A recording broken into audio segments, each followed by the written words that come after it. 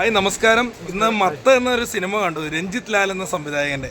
ഒരുപാട് സന്തോഷം തോന്നി. കാരണം എന്താണെന്ന് വെച്ച് കഴിഞ്ഞാൽ നല്ലൊരു സിനിമ അല്ലേ. കാരണം ടിനി ടോമിയുടെ കോമഡി ഉത്സവത്തിൽ എനിക്കൊരു അവസരം തന്ന ആളാണ്. ആ ഒരു ബന്ധം ഇന്ന് കാത്തു സൂക്ഷിക്കുന്നു. അപ്പം അതിൽ നായികയായിട്ട് എത്തിയ നമ്മുടെ ജീവചേച്ചിയുണ്ട്. നായിക പ്രധാനമാണ്. കാരണം എന്താ വെച്ച് കഴിഞ്ഞാൽ അച്ഛനും മകളും തമ്മിലൊരു ബന്ധം അല്ലേ. നല്ലൊരു സിനിമ. കാരണം എന്താ വെച്ച് കഴിഞ്ഞാൽ നമ്മളിപ്പോൾ ചേച്ചിനെ പൊക്കി വിടണേയില്ല, ആ കഥാപാത്രമായിട്ട് ചേച്ചി മാറി. പിന്നെ ഇപ്പൊ എറണാകുളത്ത് സെറ്റിൽ ആയിരിക്കും അല്ലേ. കട്ടപ്പനയിൽ നിന്ന് ഇവിടെ വന്ന് പോകണല്ലേ.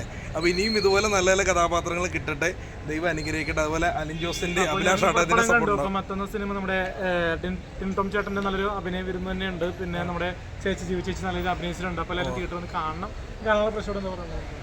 സാധാരണ പ്രശ്നമില്ല, എല്ലാവരും തിയേറ്ററിൽ തന്നെ വന്ന് കാണണം, എന്നാലേ സിനിമ വിജയിക്കുള്ളൂ. ഒരു പ്രത്യേകമായ രീതിയിൽ പിടിച്ചേക്കുന്ന സിനിമയാണ്. എല്ലാവരും ഫാമിലി ത്രില്ലറാണ്. അതെ, എല്ലാവരും എങ്ങനെ സ്വീകരിക്കുന്ന അറിയില്ല. നല്ലതാണ് ചേച്ചി, ഒരു കുഞ്ഞു സിനിമ. കാരണം അതിനകത്ത് ഒരുപാട് പുതുമുഖങ്ങൾ അഭിനയിച്ചിട്ടുണ്ട്.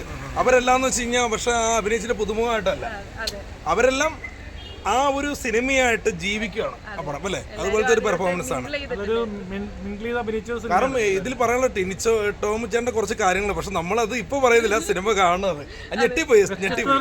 സിനിമ അനുഭവമാണ്. പിന്നെ വേട്ടക്കാരനായിട്ട് വന്ന ചേട്ടനാണെങ്കിലും അതുപോലെ തന്നെ എന്താ പറയുക തെലുങ്ക് വേഷമായിട്ട് വന്നല്ലേ ആ ചേച്ചി. എല്ലാവരും നായികയായിട്ട് ഒരുപാട് കേട്ടുപരിചയമില്ലാത്തൊരു രീതിയിലുള്ള കഥ.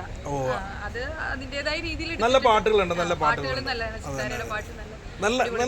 നല്ല മൂവിയാണ് മത്താണ്. അപ്പൊ ഞങ്ങൾ പറഞ്ഞ പോലെയല്ല, സിനിമ തിയേറ്ററിൽ വന്ന് നിങ്ങൾ കണ്ടാൽ നിങ്ങൾക്ക് ഇഷ്ടപ്പെടും. എന്തായാലും ഇതിപ്പോ സത്യം പറഞ്ഞ ചില അവാർഡ് മൂവീസ് പോലെ അല്ലേ.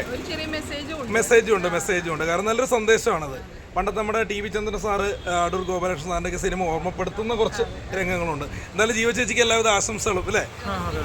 അപ്പൊ അല്ലേ ഇങ്ങനെ പടം എല്ലാവരും സിനിമ കാണണം, തിയേറ്ററിൽ പോയി കാണണം. അപ്പൊ മത്ത നല്ലൊരു സിനിമ, നല്ലൊരു മനുഷ്യൻ രഞ്ജിത്ത് ലാൽ സാറ്. അദ്ദേഹത്തിന്റെ മത്ത് കാരണം അദ്ദേഹത്തിന് മനസ്സ് പോലെ തന്നെ ഒരു വിജയമായി മാറി. എല്ലാവരും ആശംസകളും. രഞ്ജിത്ത് ലാൽ സാർ മികച്ച രീതിയിൽ ഡയറക്ട് ചെയ്തിട്ടുണ്ട്. അപ്പോൾ ചേച്ചി നല്ല അഭിനയിച്ചിട്ടുണ്ട്. അപ്പോൾ കുടുംബ ഇഷ്ടപ്പെടുമെന്ന് തന്നെ പറയാൻ പറ്റും. Thank you.